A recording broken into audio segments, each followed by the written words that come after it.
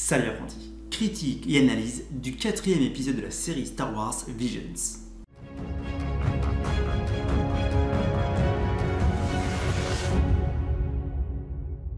Quatrième épisode de la série Star Wars Visions. Enfin un bon épisode.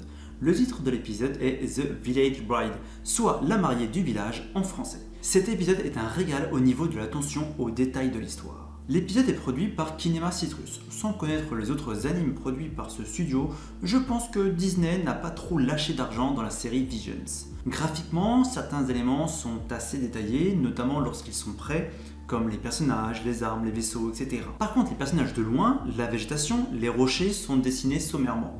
Le son est travaillé sans être du même niveau que le premier épisode. L'épisode se déroule entre l'ordre 66 et la bataille de Yavin. Passons la partie avec spoilers pour rentrer dans les détails. Nous voici dans la partie avec spoilers. L'avantage de cet épisode est qu'il n'y a aucun personnage connu de licence canon. Cela implique qu'il n'y a pas de risque chronologique. De plus, on sait que l'épisode se passe entre l'ordre 66 et la bataille de Yavin, car la Jedi a vécu et survécu par chance à l'ordre 66. Et les pillards utilisent des droïdes séparatistes reprogrammés. Ceci est dit dans l'épisode. De plus, on voit que les pillards ont un petit poste de commandement des droïdes dans leur vaisseau. Bien que je n'ai pas trop compris pourquoi les pillards enlèvent régulièrement une personne du village, tout le reste est bien amené. D'ailleurs, le vaisseau utilisé par les pillards est un vaisseau corélien modèle YT-300, le même modèle que le Faucon Millennium.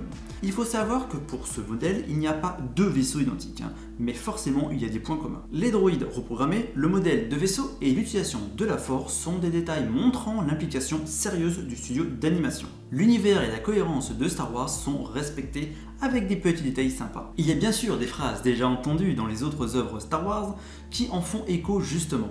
Au niveau de la force, la première utilisation visible dans l'épisode est par une bulle bleue montrant des souvenirs de la planète. La force est nommée Magina par le peuple de cette planète. Rien de choquant à cela, la force est appelée différemment suivant les cultures et il n'y a pas que les Sith et Jedi comme utilisateurs de celle-ci. La bulle bleue de force rappelle l'énergie bleue visible lors de la méditation de Grogu sur Tython dans The Mandalorian. Ensuite, la seule réelle utilisatrice est une ancienne Padawan. Concrètement, elle s'émancipe de son statut de Padawan par elle-même durant l'épisode. Elle utilise la force de 4 façons. En soulevant une petite pierre pour méditer, elle stoppe un tir de blaster. Là, le chef des pillards tenait en joue une villageoise depuis un moment avant de tirer. Donc la Jedi avait tout le temps nécessaire pour se concentrer pour arrêter le tir. Bon, elle renvoie aussi le tir de blaster dans la main du chef des pillards, mais je ne compte pas ça. Les deux autres utilisations sont simultanées et assez subtiles. Lorsqu'elle attaque avec son sabre laser pour couper la main du chef des pillards, là encore un clin d'œil au film Star Wars, on voit ses chaussures s'activer, puis en un instant porte son attaque. Ici pas de coup d'épée à la Sentai. Elle utilise la force en plus d'une technologie pour courir vite. Rappelle-toi, Qui-Gon Jinn et Obi-Wan Kenobi ont utilisé la vitesse de force pour fuir les droïdes dans la menace fantôme.